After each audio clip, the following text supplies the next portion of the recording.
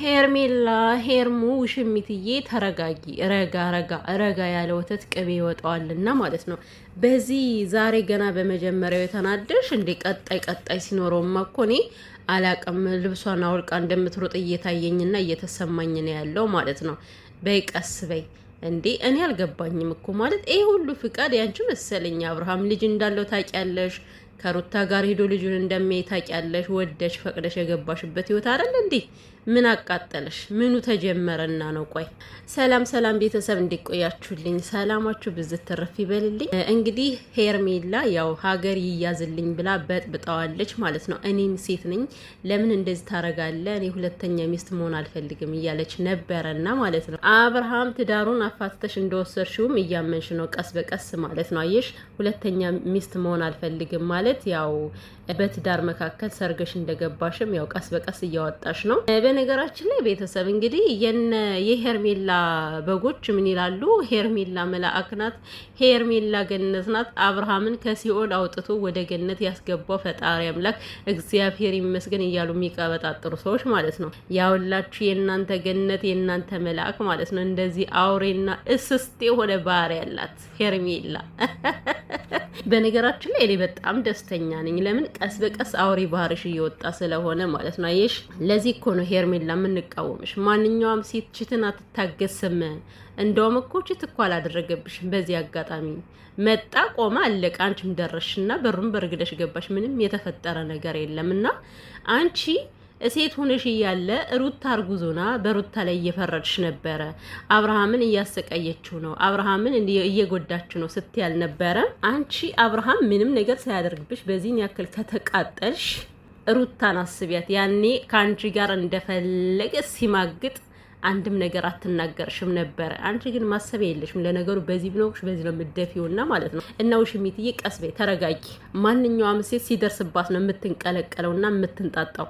ዛሬ አንቺ ደረሰብኝ ብለሽ አይደለ እንደዚህ የምትሆኚው?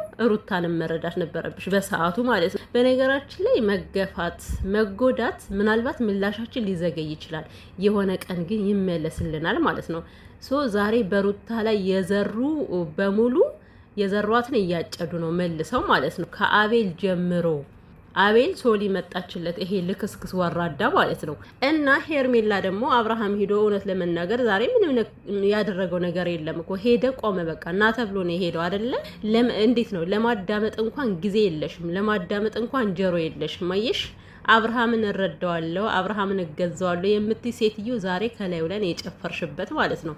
ተይ እንጂ አንደበትሽንና ንግግርሽን ተግባርሽን አንድ አድርጊው እንጂ እኔ ዝቅ ብዬ ተረግጬ እገዛለሁ እኮ ነው ያልሽው። እንደፈለገ ቢያደርግ አንቺ መገዛት ነው ያለብሽ። የኔ እናት መገዛት ነው ያለብሽ። ገባሽ? ሲጀመር በመጀመሪያ ደረጃ ሩትዬ ማለት ነው አንቺ አብርሃም ልጁን ለማየት ከፈለገ ማለት ነው የትም ቦታ ሄደሽ ልጅሽን ማሳየት የለብሽም።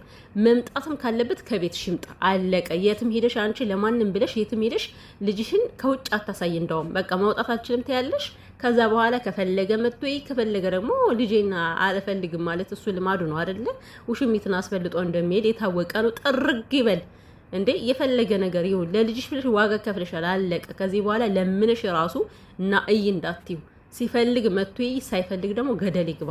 ገባሽ? ይሄ ነገር እንደውም በእርግጠኝነት መታወቅ አለበት። ከዚህ በኋላ አብርሃም ከቤት እየሄደ ነው ማየት ያለበት። በጭራሽ ከውጭ መውጣት የለባትም። ለሄርሜላ ተብሎ ማነች እሷ የእሷ ነገር የሚከበርላት? እች ሌባ እንዴ! የሰውን ባል ሰርቃ ወስዳ ደግሞ እኔ እኮ ድፍረቷ ደግሞ እንዴት ነው የሰውን በር ገንጥለሽ የምትገቢው አንቺ እንዴ! እኔ እኮ ሩታ እንዴት እንድታገሰቻውን በጣም እየገረመኝ ነው እንዴ! ምን አይነት ድፍረት ቢኖራት ነው ይሄን ያክል በርግዳ የምገባ? በር ማለት ነው በር ሳይከፈትላት ዝም ብሎ ከሰው ቤት ፈተት ብሎ ይገባል እንዴ? እና ኤፍሬምና ሩታ ያው ከድጦ ወደ ማጡ የሚባል ነገር አለ። ያደረጉት ነገር ጥሩ ባይሆንም ሄርሜላ ግን በዚህ ያክል ልታብዳ አይገባትም እኮ። በዚህ ያክል ልትቀናና ልትንጨረጨር አይገባትም እኮ። ሩታም አላለችም እኮ የገዛ ባሏን እንደፈለገች ከላዩ ላይ ስትወጣበት እንኳን ይሄን ያክል አልተናደደችም ሄርሜላ። ስለዚህ ሁሉንም መቻል አለብሽ። ወደሽ ፈቅደሽ እኮ ነው የገባሽ አይደል እንዴ? አብርሃም ልጅ ያለው ከቤቱ ሄዶ እንደሚይ በደንብ ታውቂያለሽ። ዛሬ ምን አዲስ ነገር አለ?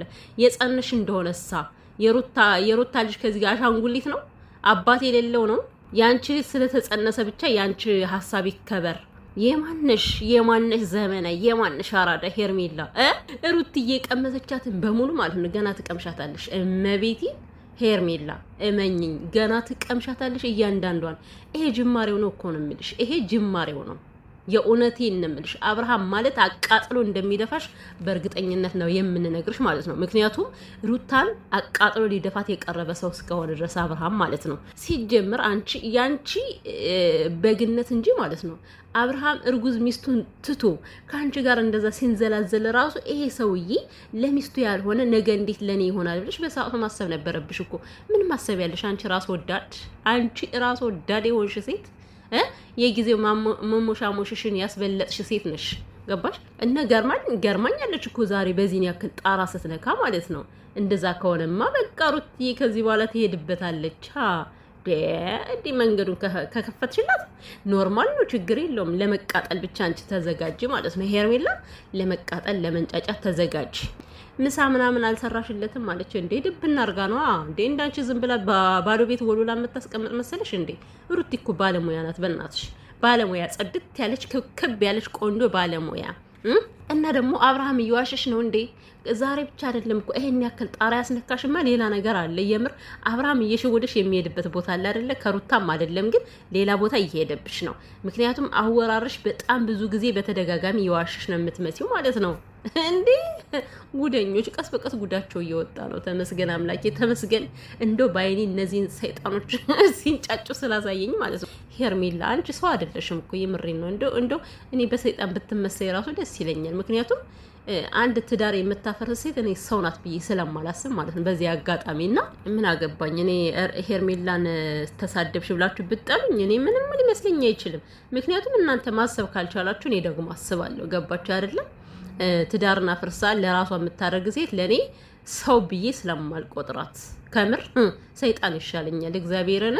እና ለማንኛውም ላረገሽው ልጅ ስትይ ራሱ ረጋ በይ፣ ቀስ በይ። የጸነሰ ሴት በዚህ ያክል አይንቀለቀልም። ገብቶሻል አይደለ?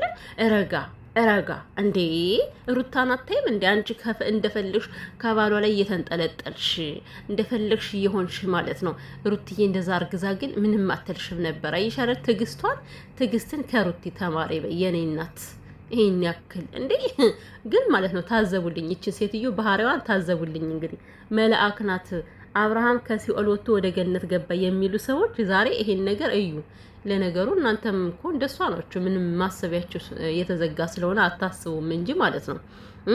እንግዲህ ዛሬ ላይ ያደረገችው ነገር አሁን ያቺ ሄርሜላ በመልካም ስነ ምግባር የምትገምቷት በመልካም መልአክ ናት ብላችሁ የምትስሏት ሰዎች ግን ተገልብጦ ሰይጣን ስትሆንባችሁ በእርግጠኝነት ደንግጣችኋል አይደለ? የሩታዬ አይሚን የሄርሚዬ በጎች ማለት ነው። ጉድ እኮ ነው። ለማንኛውም ሄርሜላ እንኳን ደስ ያለሽ። መቀጣጠልሽ በጣም ደስ የሚል ነገር ነው። ገና ይቀጥላል። ኧረ እኔ ሁሌም እየተቃጠልሽ በይሽ ደስታዬ ነው። የምሬ ነው። ልቤ በደስታ ፍንቀል ነው የሚለው የምር እንዲህ ሩታን አቃጥልሽማ አንቺ በሰላም እኮ መኖር በጣም ከባድ ነው። በነገራችን ላይ ያው ሰው ቢተውሽም ፈጣሪ እንደማይተውሽ ደግሞ ማወቅ አለብሽ። ገባሽ? አሁን ኤፍሬምን ሰበብ አድርጋችሁታል እኮ ግን እኮ እንደው በሰው ሰበብ ሆነ እንጂ ፈጣሪ እኮ ነው የሚያመሰቃቀላቸው። አብርሃም ራሱ ከሄርሜላ ጋር በሰላም ሊኖር አይችልም። ሁሌ ጭንቀት፣ ሁሌ ሀሳብ። ይኸው የተደበቀ ሂዶ ዋሻ አልቅሶ ነው የሚመለሰው። እንደ ሴት ይሄ አልቃሻ ማለት ነው። ለምን? ብዙ በደል አለ፣ ብዙ ተንኮል አለ ከውስጡ ላይ ስንት ነገር የሰራቸው ነገሮች አሉ። ሰው ከሄርሜላ ጋር በሰላም ይኖራል የምትሉ ሰዎች ይሄ ዘበት ነው። አይኖርም በሰላም ምንም ነገር ሰላም ጭራሽ ሊሰማው አይችልም። አሁን አብርሃም እንደዚህ ስታዩት ሰላማዊ ሰው ምናምን ይመስላችኋል፣ ግን ውስጡ ቀፎ ሆኗል። ውስጡ በውዟል። ጭንቅላቱ ብውዝ ብሏል። በቃ የሚያደርገውን ነገር አያውቅም። ገባችሁ? ከአንድ ቦታ ካልተሰበሰበ ማለት ነው። እና ሄርሚ አይ ሄርሚ እንደኔማ ከዚህ በላይ በትቃጣ የራሱ ደስታዬ ነው እኮ እውነት ለመናገር ማለት ነው። ለምን ያው በተወሰነ መልኩ እንኳን ሩታን ከተረዳሻት ብዬ ነው እንጂ ያንቺ መቃጠል ለኔ እኮ ምንም አይደለም። ግን ላይክ ከሩታ የሰራሹ በደል